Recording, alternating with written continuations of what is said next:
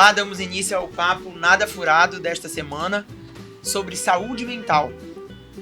Estamos aqui com os convidados o Domingos Assunção, que é nosso colunista da parte de Direito, a Amanda Almeida, psicóloga, e o padre Newton Reis, que juntos aqui iremos bater um papo nada furado sobre a questão da saúde mental. Em tempos aí que, se é que podemos já dizer, de pós-pandemia, com esse fim de eleições também, que gerou muitas discussões em relação à saúde mental. O quanto isso está sendo impactado na população. Então aqui podemos hoje discutir, num bate-papo bem informal, sobre essa questão tão importante que é a saúde mental da população.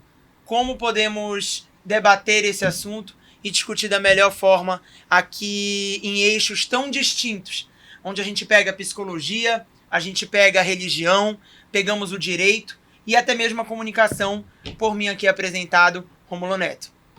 Prazer, gente. Muito obrigado pela presença convite. De vocês. Alegria. Vamos todos aqui tentar conversar um pouquinho sobre esse tema tão relevante e tão discutido em todos os bate-papos, sejam eles onde forem, sobre a questão de o quanto esses períodos em que o mundo vive, não só em pandemia, como em eleição, como dentro de casa, como no trabalho, de maneira geral, tem influenciado em nossa saúde mental.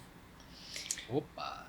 Oi! Coisa boa. Vamos falar sobre esse tema que tem muita coisa para falar, Quero escutar um pouquinho aí de vocês. A gente falar sobre uma sociedade que está hiperestimulada de comportamentos bem dopaminérgicos, então não tem como a nossa saúde mental não estar afetada. Muita informação, muito estresse, né? Muitas polêmicas, tendo que aprender a lidar com as diferenças, muitas situações aparecendo mesmo, até depois da pandemia, que era desconhecida por muitos de nós. Né, a quantidade de ansiedade, de depressão. Então, realmente, não só as doenças mentais em si, mas os adoecimentos sociais. E a gente vê a quantidade de divórcios, eu trabalho com relacionamento, com terapia de casal, e quanto isso foi impactado depois desse período.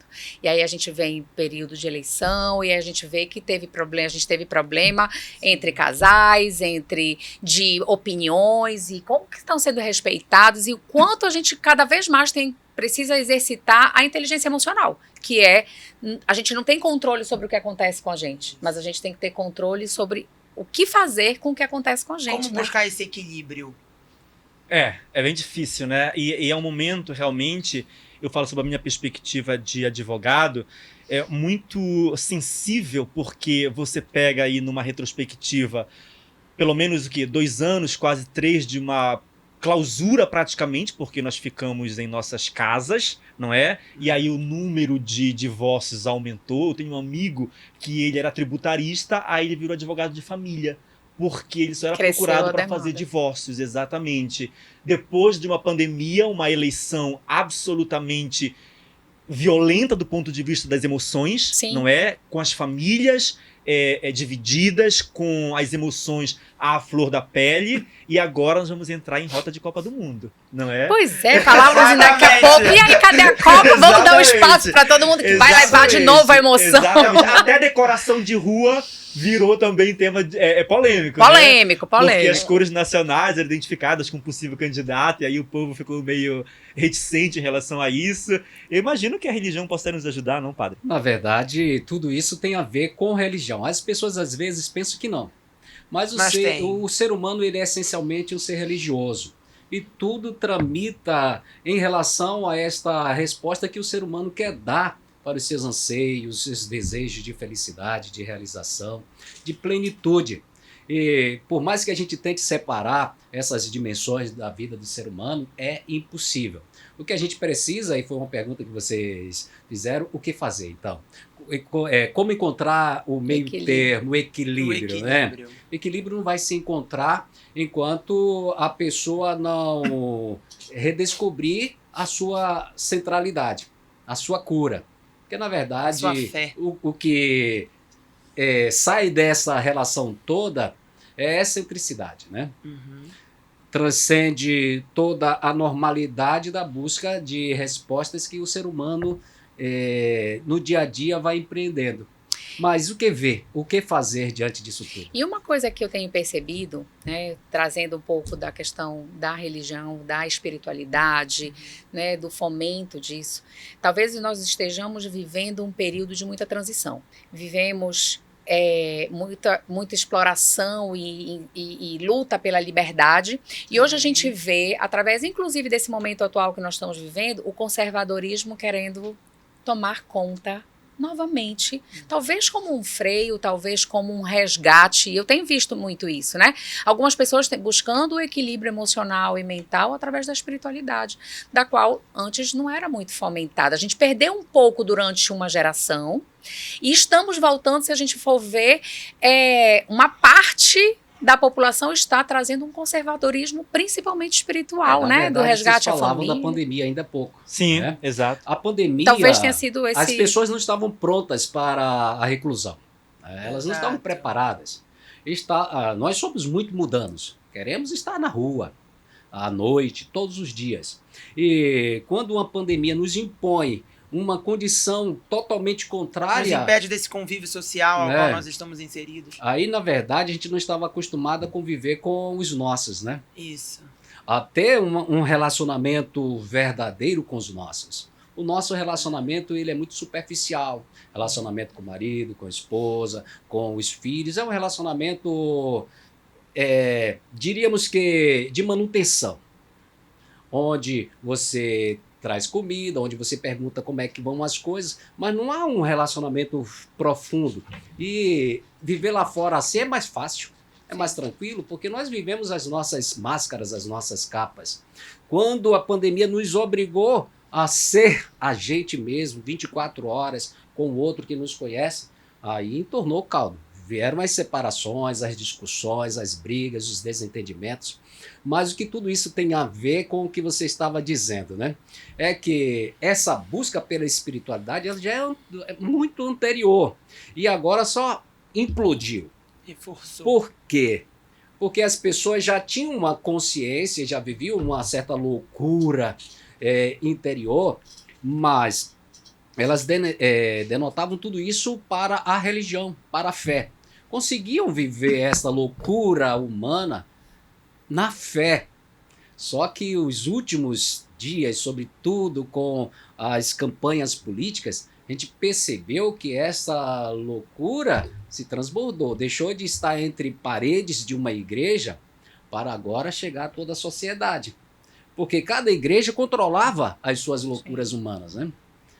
Também a sua sede de Deus, a sua busca de Deus, mas... E são rompimentos agora, mesmo de paradigmas, né? A gente certeza. Vem rompendo aí. Claro que existem as suas exceções. Sim. Mas eu acredito que, assim, um contribui ao outro, né? Eu sempre digo, juntos somos mais fortes. Eu acho que a fé, a espiritualidade, ela é tudo. Eu sou um cidadão, digamos, bem espiritual, né, com uma espiritualidade, eu digo, bem centrada no sentido de ser praticante. Acredito que isso me ajuda muito em relação a diversas situações, porque eu acredito que sem fé não somos nada, claro, né?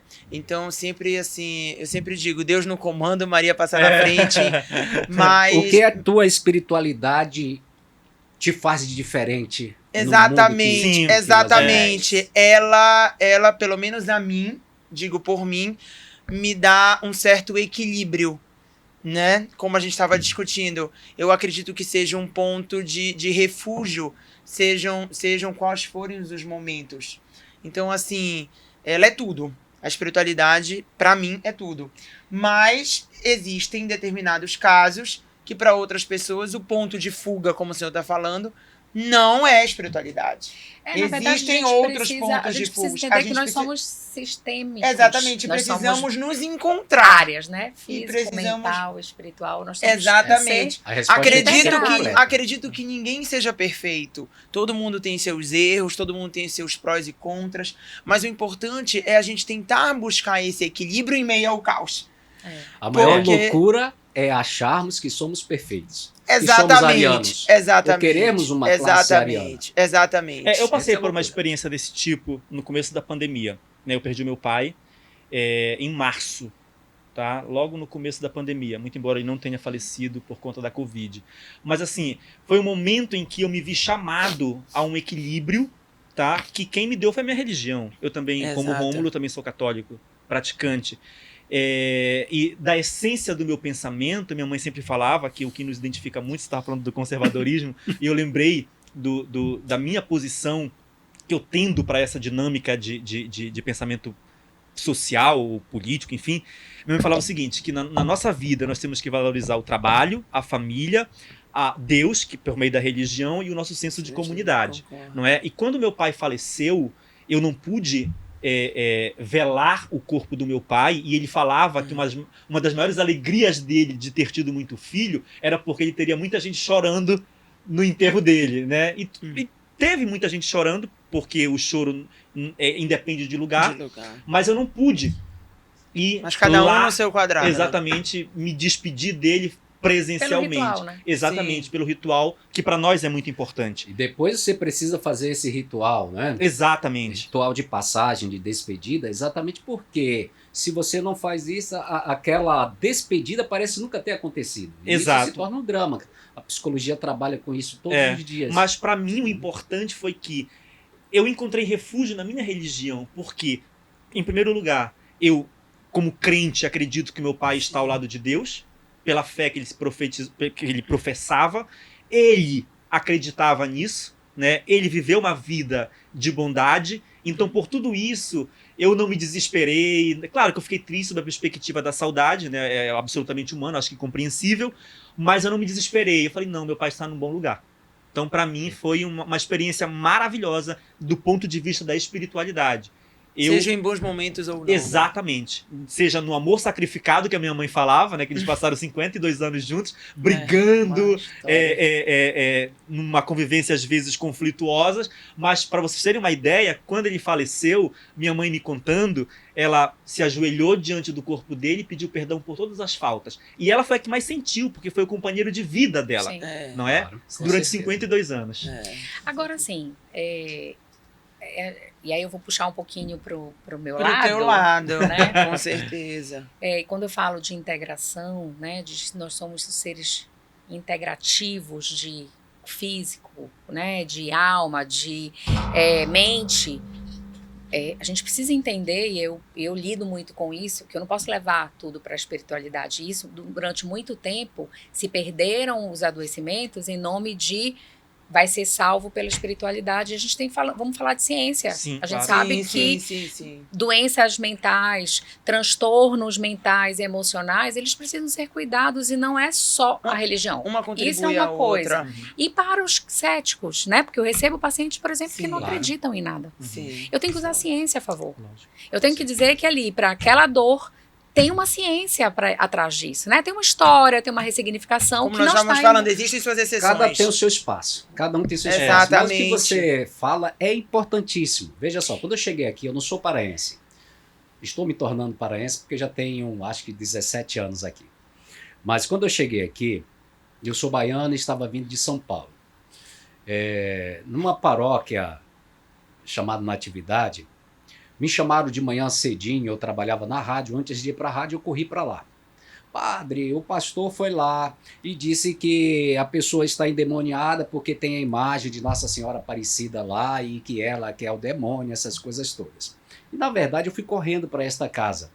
E quando eu cheguei por lá, de fato, a pessoa estava descabelada, estava suja, em surto mesmo. Estava em surto. Só que ela estava em transe. E eu já trabalho nessa área há muitos anos de terapia. Aí eu fiz a contagem simples. De 10, contagem regressiva, ela voltou. Aí todo mundo ficou assustado. Eu disse, não, aqui não tem demônio, aqui não tem diabo, não tem nada disso. Às vezes as pessoas relegam tudo ou trazem tudo para a fé, né? Eu disse, não, ela estava em transe. O que foi que aconteceu para que ela estivesse em transe? O marido dela está na UTI, isso e aquilo, olha aí. As válvulas de escape. Os fatores externos acabam também.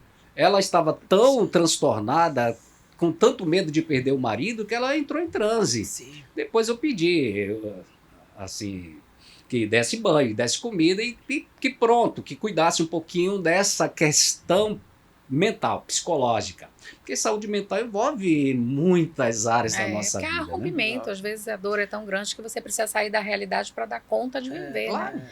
Então, Mas durante muito, também é uma estratégia. Muitas pessoas usaram a religião como esse apoio.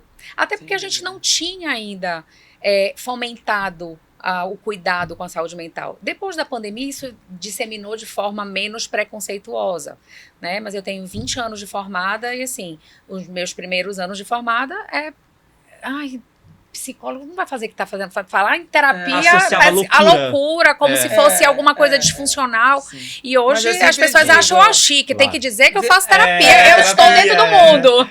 Exatamente. E eu acredito que todo mundo deveria fazer terapia. Ou pelo menos para você saber lidar com quem não aceita a terapia também. Porque todo mundo, de certa maneira, né, tem os seus problemas. Claro. Eu costumo dizer que quanto mais eu me conheço... Mas às vezes não querem enxergar esses problemas. É isso. Quanto mais eu me conheço, mais eu me curo. Então, o autoconhecimento, ele é a raiz de todas as nossas dificuldades e das nossas soluções. Mas, às vezes, a nossa dor ela é tão grande que a gente tende a esconder, né?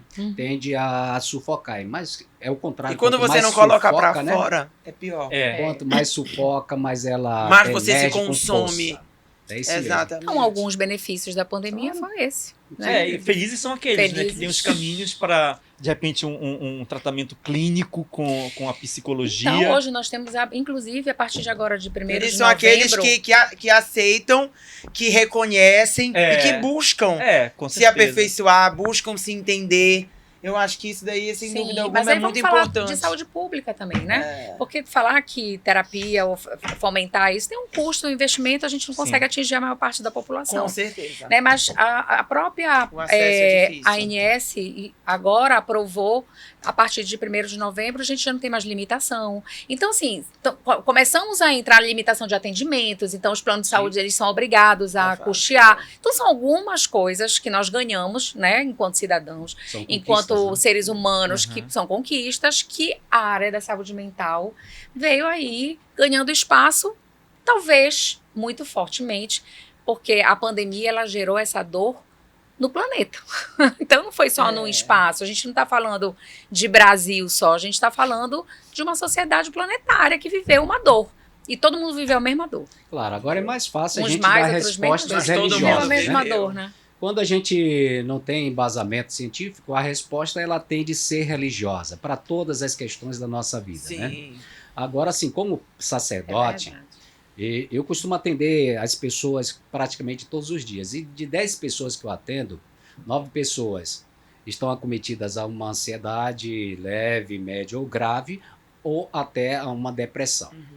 Isso se agravou, claro, com a pandemia, mas enquanto padre, o que fazer diante dessa situação? Né? Primeira coisa, tudo isso vem se agravando e é um estudo que eu estou fazendo, não é nada comprovado ainda cientificamente, por isso você que está participando do nosso podcast, não me julgue por achar que deveriam ser questões científicas. Independente da religião também. Claro, sim, claro. Com certeza. Mas veja só, hoje as crianças de 6 anos acima, elas perderam uma questão que é extremamente importante, que são os limites.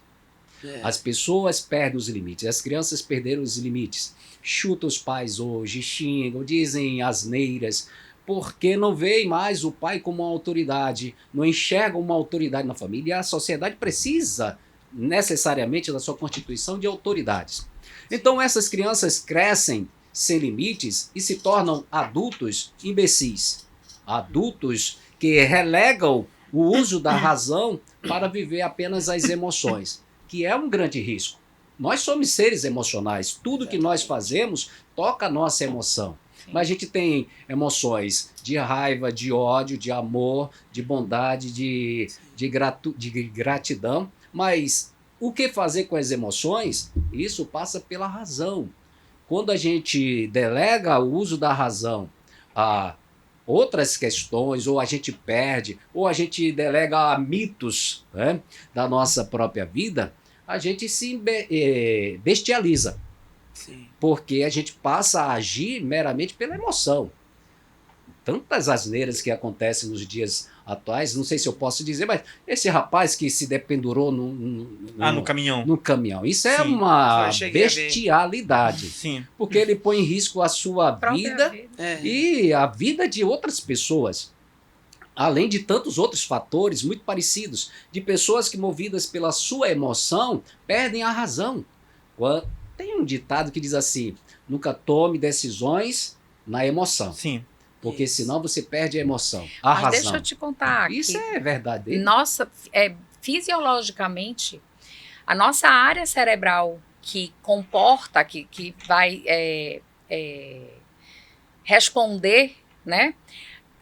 95% é emoção, 5% é razão. Sim. A nossa área cerebral, que sintetiza ali, o que responde, é 95% emoção. Então, tudo que acontece na gente, a primeira coisa que a gente responde é de forma emocional. Porque é resposta imediata. Agora, eu acho que o desafio que eu acredito como perspectiva de vida, que é o nosso desafio, seja a busca pela autocontenção emocional. Porque, veja, eu acredito que a nossa sociedade hoje ela é uma sociedade profundamente sensível.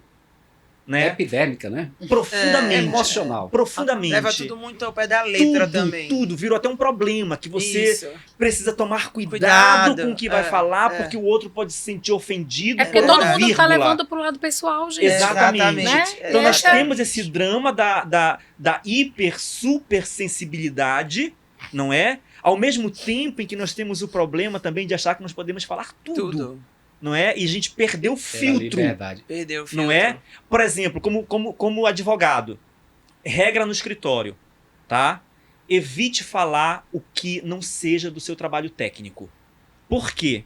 Porque se você for de pensamento da direita, você tem o direito ao seu pensamento, à sua liberdade de opinião, mas saiba que na ânsia de falar tudo o que você quer, você pode perder um cliente que é de esquerda, de centro. Então eu digo, não faz parte do seu trabalho emitir opinião política aqui no escritório. Você foi chamado para resolver problema prático. Então enfrente isso dessa maneira. Não é? Em todos os âmbitos tu tens essas situações. Exatamente. Como na comunicação também, a gente precisa buscar um equilíbrio, né? Claro. Para ser imparcial na medida do possível, a gente precisa disso também. Essa é a questão central. Você dizer que nós somos 95%. Sempre vai ter gente que vai falar bem, gente que vai falar mal. Né? E a gente precisa buscar esse equilíbrio. Por que isso? Porque a reação ela é imediata. Exato. Mas a gente precisa aprender a criar limites, a criar normas, regras, e as normas e as regras que para nós cristãos existem é a vida de Cristo. É Cristo. Ontem nós celebrávamos aqui no Brasil o Dia de Todos os Santos. Dia de Todos os Santos. Né? E qual é o grande distintivo da vida de todos os santos? Ser puro, ser simples, ser humilde, ser misericordioso. Praticar a justiça, promover a paz. Tudo que é contrário a isso valores tão difíceis de hoje em dia a gente encontrar, né? É conversa. Tudo que é contrário a isso, gente que diz assim, não, eu sou cristão, eu sou verdadeiramente o puro. E que na vida real dessa pessoa não prega nem 1%. Que é intolerante, que ameaça outra pessoa. Isso é balela, é conversa. Porque, na verdade, o cristianismo é esse termômetro para as nossas emoções. Sim. Que é o que nos ajuda a não matar o outro. Sim, quando está com raiva. Né? A não pintar e jogar uma bomba num prédio quando a gente está com raiva. É o termômetro, é o filtro. O cristianismo, a fé, é o filtro das nossas emoções. Senão, a razão não consegue ser equilibrada, encontrar a justa medida das decisões. Faz pela emoção. E por que eu não mato? Quem não tem raiva aqui, né? Quem nunca teve vontade de tirar a vida de alguém que pisou muito no calo ou que destruiu a sua vida? Eu acho que é todos nós. Mas por que a gente não faz isso? Por causa do filtro. Agora tem uma coisa também. Agora, vocês também não acreditam, desculpa te interromper, Domingos, vocês não acreditam também, assim, que isso também se deve a muito a questão dos valores de família, daquilo que você cultiva dentro da sua casa, dos valores que você passa aos seus filhos, de pais para filhos, das questões... Eu falo muito de amadurecimento, né? E amadurecimento, ele requer um monte de coisas junto. É a nossa vivência, são os nossos antepassados, é aquilo que a gente construiu na nossa história. É o repertório, né? É um repertório, não é? Porque aqueles jovens lá de Rio Grande do Sul essa semana foram intransigentes, homofóbicos, foram racistas. Aprenderam em casa. Aprenderam em casa. Eu acho que o respeito é uma base que você adquire e que você vive dentro da sua família. Então, mas hoje a gente também precisa ter cuidado. Claro que às vezes você segue caminhos não tão iguais, né? Cada um é um, cada ser humano ele é único. Mas eu acredito que essa base familiar, a base da educação que vem de casa, ela pesa muito. E a gente precisa ter cuidado quando a gente vai colocar as nossas crenças, os nossos valores, que muitas das vezes pode ir de encontro com o outro. Exato, mas aí você saber respeitar a diferença. Porque a gente fala de preconceito. Exatamente. Preconceito para aquilo que eu acredito. Para aquilo que eu não acredito, eu quero que... Então, assim... Tá errado. Tá errado, né? Então, nós também utilizamos de preconceito. Mas quando alguém que eu gosto faz, você saber aceitar essas diferenças também te faz uma pessoa bem melhor e evoluída. Porque você consegue conviver numa sociedade que cada um pensa de uma maneira, de uma forma muito mais harmônica. O segredo da fé é o respeito. Com certeza. Tem uma filosofia de um povo chamado Toltecas, que fica ali pelo México, acho que sul do México, e é uma comunidade filosófica de liberdade pessoal, onde aquelas pessoas utilizavam através da espiritualidade, da meditação, o encontro com o seu melhor. E tem um autor que fala sobre 4 compromissos para a liberdade pessoal, e a gente estava justamente falando isso. Então, para você se tornar uma pessoa livre emocionalmente, você precisaria respeitar esses 4 compromissos, que é a impecabilidade da palavra. Então, a gente precisa ter cuidado, sim, com o que a gente fala, né? Eu falo, eu posso pensar, mas eu preciso ter cuidado de como falar.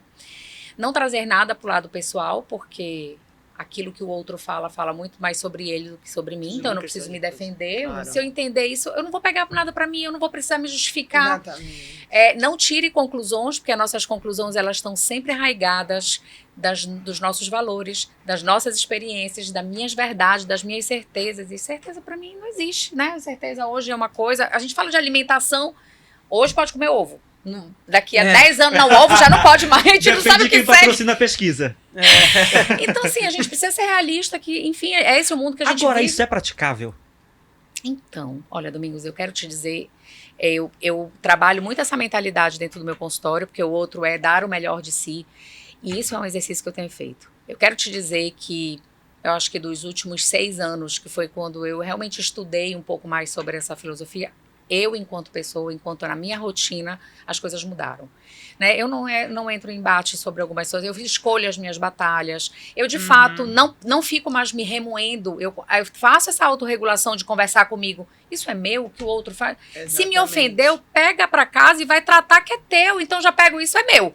Claro. Se doeu em mim, eu preciso trabalhar isso. Agora, isso é um treino, isso é um exercício diário, isso é um compromisso consigo, acima de tudo, né? E que a gente tem dificuldade de ter no outro esse compromisso consigo, de melhorar, assim, não, eu quero que o outro mude.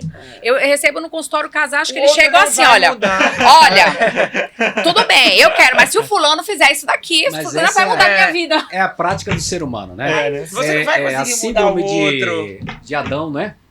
Qual é a síndrome de Adão? Ah, foi ela? Foi ela, senhor. Apontar o dedo acusatório. É a síndrome de Adão. Foi ela. A gente nunca assume as nossas feridas. A gente sempre quer encontrar um problema no outro. É mais fácil, né? É mais fácil do que olhar para o próprio umbigo. Com certeza. Agora, assim, eu como padre, eu não posso só entrar nessa conversa de de vocês, que é importantíssimo. Tá bom, padre. Por isso que eu né? disse, eu tô trazendo um negócio pra mim aqui.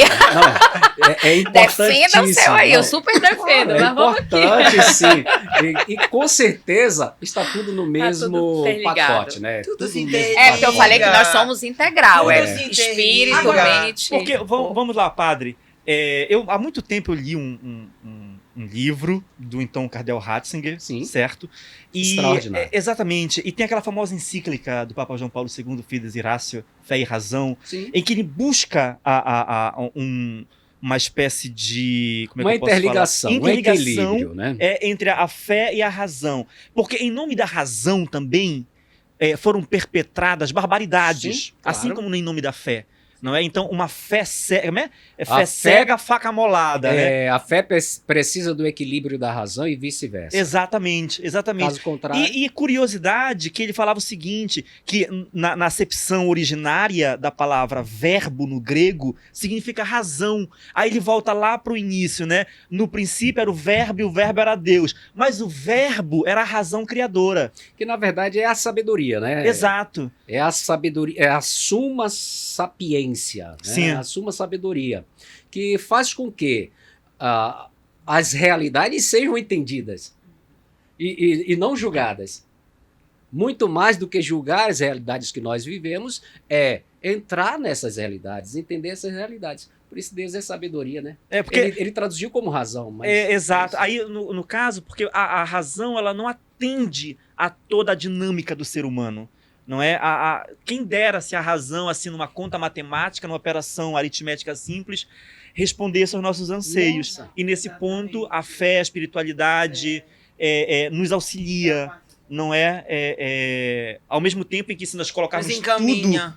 exatamente no campo da espiritualidade, coisas que a ciência, que também Não a ciência chega. não está imune de críticas, Claro. não é? Claro. Eu acho que a gente tem que entender que nós somos imperfeitos. Exato. E estamos em evolução. Então, todo o nosso processo, quando você perguntou assim, mas isso é efetivo? Em alguns momentos sim, outros não, porque nós somos imperfeitos. E Sim. tem coisas que a gente ainda não sabe dar conta de lidar. E tá tudo certo. Mas estamos em evolução. O legal é você poder olhar para isso e como eu posso crescer? Como eu posso ser melhor todo dia? Como eu posso melhorar? Como é que eu posso, fazer o melhor para o outro também? Como é que eu posso impactar na vida das pessoas de forma que vá fazer diferença no mundo? o Esse é o nosso mundo processo de começa em construção. nós, né? O mundo Agora, começa em nós. eu tenho a percepção de que no futuro, bem próximo, o seu consultório vai estar bem cheio de gente em busca do Depois que equilíbrio. assistir esse Exatamente. podcast. Depois que assistir, eu exatamente. espero, Eu acho né? que sim. Porque Eu acho que é uma tendência. Por do quebra de autoconhecimento, preconceito, por pra necessidade a coisa de mesmo. evoluir. Exatamente. Eu acredito nisso. Eu tô quase mandando os advogados do escritório procurarem psicólogos e os que são católicos no confessionário. Eu gostaria, desculpa, Sabe que eu tenho, Eu acredito- só complementando aqui, eu tenho um paciente que é muito legal isso aí. Ele fala assim, olha, Amanda, eu já fui lá com meu padre. Eu já falei, eu tô com muita agonia, porque eu confio, desabafei. Então, assim, quanto é importante essa escuta, que não é só no consultório. Não, Ele tá lá no é consultório, muito mas bom. ele disse, pra mim é muito importante, porque eu sou muito católico, eu sou muito fiel. Sim. E eu vou lá. Eu já fui lá conversar com meu padre, eu já fui dizer pra ele dessa minha angústia que eu tô dividindo aqui contigo. Me aliviou um pouco. Então, essa escuta é fundamental. Claro. Não, eu acredito que a religião, para mim, é extremamente essencial. E para muitos também. Sim. Mas para aqueles que digamos que não é um ponto de partida, eu espero que um dia seja, porque não querendo tirar partido pro padre, mas assim, nos energiza, entendeu? Nos revigora. Claro. Mas também o quanto é importante nós percebermos os nossos, digamos assim, os nossos anseios, as nossas dificuldades, limitações, com sabedoria. E através de uma terapia, por exemplo, aqui com a Amanda conversando sobre isso também, possamos perceber que nos entender, nos compreender, não é fácil. É uma tarefa árdua, é uma tarefa contínua, como tu falaste, é uma tarefa que ela exige empenho, dedicação, mas é um conjunto de vários fatores que, como ser humano, pode nos evoluir, pode nos deixar um pouco mais equilibrados na medida do possível. Eu digo que assim, o equilíbrio é algo que todo mundo comenta. Ah, não, tenho que tentar ser um pouco mais equilibrado, vamos buscar esse equilíbrio. Mas é uma procura, assim, incessante, né? Porque eu fico equilibrada agora, vai parecer uma outra situação que mexe Exatamente, porque a vida ela é assim. Mas eu tenho uma questão. Então, eu sei que o padre se confessa, né? Claro, o padre né? se confessa. O psicólogo também procura ajuda de um outro amigo no dia a dia dele? Eu tenho essa curiosidade. Eu digo assim, amigo, colega de profissão. E um profissional, sim, né? Sim, claro. Porque nosso grande trabalho é não se transferir para a história do outro. Então a gente precisa trabalhar nessas questões. Nada contra, pelo contrário, eu tenho um terapia. carinho muito grande pelos psicólogos. E até para você não se consumir também com a situação alheia. Eu tenho vida normal, tenho problema também. Exatamente. Que eram assim, pancadas, viu? Uns amigos psicólogos que eram, eu dizia, você é psicólogo? Sou. Eu digo, que maravilha. Eu acho que o padre também é um pouco de psicólogo. Eu trabalho com terapia, né? Escuta Eu trabalho com muito. terapia, mas, assim, os consultórios são grandes centros terapêuticos. Porque lá as pessoas derramam aquilo que elas sentem e ainda mais derramam acreditando. Né? Às vezes a resposta é muito mais célere do que nos consultórios, porque as pessoas acreditam. No consultório ela vai por uma necessidade, porque quer respostas e demanda um pouquinho mais de tempo. Agora é claro que enquanto tanto os psicólogos como nós sacerdotes precisamos ser empáticos, dar tempo, aprender a ouvir. Exato. Porque na correria do dia a dia, às vezes a gente quer falar mais do que o paciente. E não é numa única conversa. E não é numa única conversa que você vai conseguir buscar. Com certeza. Então, colocar uma fita na boca é difícil. Eu já tive péssimas confissões. Péssimas. Deus! Eu tive uma confissão, eu estudava no Colégio Gentil. O capelão de lá era um padre muito sábio, Padre Gino, já falecido agora. Eu fiz a melhor confissão da minha vida. Saí de lá completamente transformado, leve. Assim, com sentimento de pertencimento. Sim. Novamente. E, ao mesmo tempo, eu gosto muito de ir para minha terapia. É um momento assim que eu não tenho reservas com o meu terapeuta, sabe? Mas assim, já tive péssimas confissões. Meu Deus do céu. Se falta a disposição para ouvir... Não posso lhe ouvir agora, eu tenho que fazer isso, tenho que fazer aquilo. Não. Se eu estiver muito atribulado, eu digo assim, olha, eu tenho isso para fazer. Mas eu vou lhe ouvir aqui um instante e vou marcar com você o mais urgentemente possível um horário para eu poder te ouvir melhor. Então a gente tem que ter esse zelo com a pessoa que está sofrendo. Porque ninguém nos procura porque a gente é bonito ou porque gosta, né? Nos procura porque precisa. E claro, o padre também, além de servir a igreja, é um ser humano. Claro, com certeza. Também tem os seus anseios, tem os seus problemas. A primeira questão nós somos seres humanos. Exatamente. O resto é... Porque tem muita aquela concepção, não, o padre não pode errar. O padre também pode errar, né? A ideia era que o padre era anjo, né? Às vezes a gente na vida de não, porque o padre fala assim, fala assado, não me escuta assim, não, né? Como estás falando. Mas também o padre é um ser humano, lógico, né? Claro. E assim, a gente precisa ter esse consentimento de que nem todos são iguais, como nem todos os psicólogos são iguais, como cada um de nós também temos as nossas peculiaridades, né? Somos diferentes. Ontem eu atendi uma confissão de uma pessoa. Eu fui para um retiro jovem e lá me pus para a confissão. E a pessoa fez a sua confissão dolorosa. Trazia traumas, feridas profundas. Ouvi, atendi e aconselhei. No final, ela, em pranto, disse, eu posso lhe dar um abraço? O que significava se identificou com o Senhor. O que significava esse abraço? De que ela tinha se sentido curada. Padre, tirou um peso das minhas costas, eu estou uma outra pessoa. Então, o pedir para dar um abraço é gesto de gratidão de que valeu a pena, né? Com certeza. Agora, padre, tem uma questão, por exemplo. Nós cristãos católicos, nós procuramos a confissão enquanto sacramento. Quer dizer, existe um quê de transcendência nisso, não é? Perfeito. E aí eu tenho uma questão de caráter prático do cotidiano. Todo pecado, todo desvio é perdoável? Todo desvio é perdoável. Todo. Todo, qualquer um. Menos contra o Espírito Santo. O que é um pecado contra o Espírito Santo? O Espírito Santo fazer obras, realizar obras e eu dizer, não, isso é coisa do diabo. Não foi Deus que fez isso, foi o diabo que fez isso. Então eu estou dizendo que o Espírito Santo é diabo. Isso é um pecado imperdoável. E o próprio Cristo já diz isso, né? já diz isso, tem pecados que nem na outra vida serão perdoados. E aí entra a questão do purgatório como um estágio de purificação para aqueles pecados que não foram perdoados aqui. Mas são outros podcasts, 500, né? Podcast, já fogem para outras instâncias. Fogem para outras instâncias. Manda, traz. Bom, gente, a minha direção já tá me dando sinais que a nossa conversa tá muito boa. Mas, assim, para fechar, eu gostaria de agradecer a presença de vocês aqui conosco no Grupo Roma.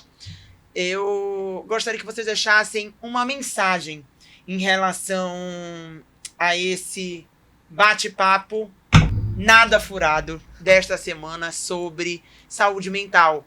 Pela parte da comunicação, eu começo, ou melhor, termino o nosso podcast dessa semana dizendo que eu acredito que ninguém é perfeito, mas que a gente precisa tentar ao máximo fazer o bem sem olhar a quem. Eu amo essa frase.